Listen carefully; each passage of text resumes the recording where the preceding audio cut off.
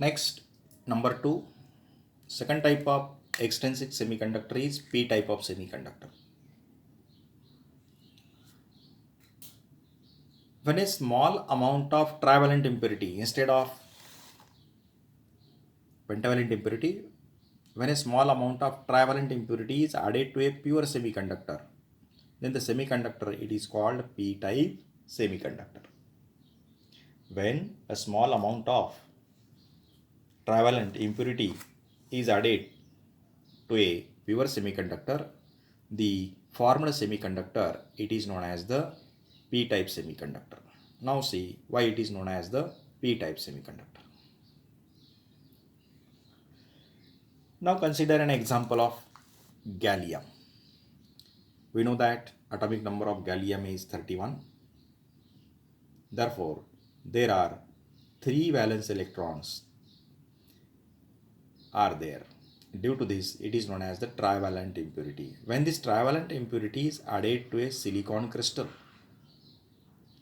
when this trivalent impurity gallium is added to silicon crystal, large number of holes becomes available in the crystal. Large number of holes are available in the crystal. So it is known as the p-type semiconductor. The reason is simple. Gallium atom has 3 valence electrons. Gallium atom has 3 valence electrons. This is the gallium core and these are the 3 valence electrons. These 3 valence electrons form 3 covalent bond with the germanium. And the fourth covalent bond is incomplete. एक bond form होने के लिए 2 electron की आवश्यकता है.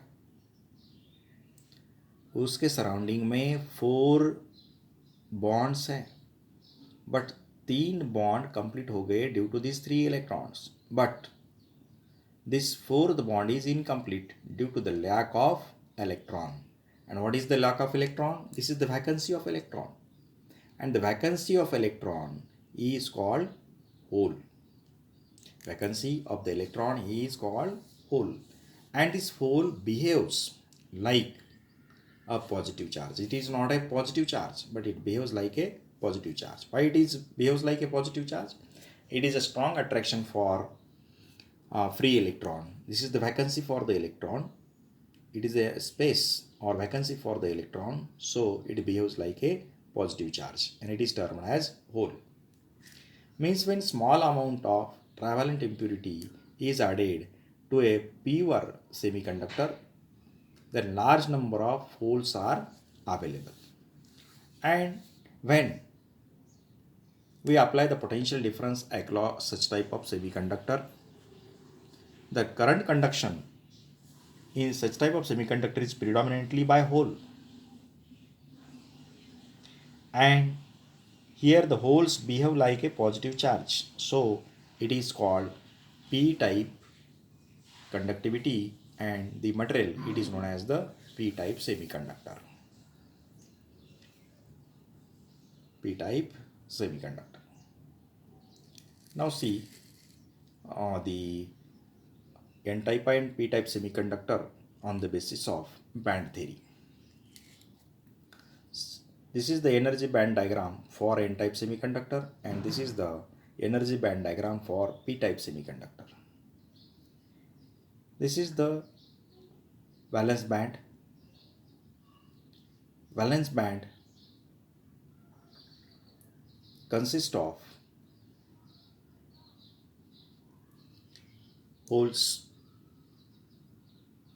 due to the thermal energy. Some of the covalent bond breaks and these electrons moves towards the conduction band, becomes free. But due to the addition of pentavalent impurity, large number of free electrons are available and these large number of free electrons are responsible for the current conduction property of this semiconductor. So it is known as the n-type of semiconductor. Means in the valence band few holes are there and in conduction band there are large number of free electrons are there.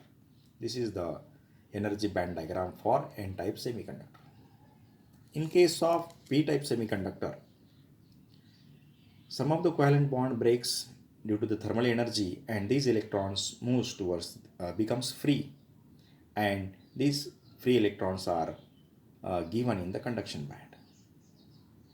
But when we add a small amount of trivalent impurity like gallium, large number of holes are available in the conduction band.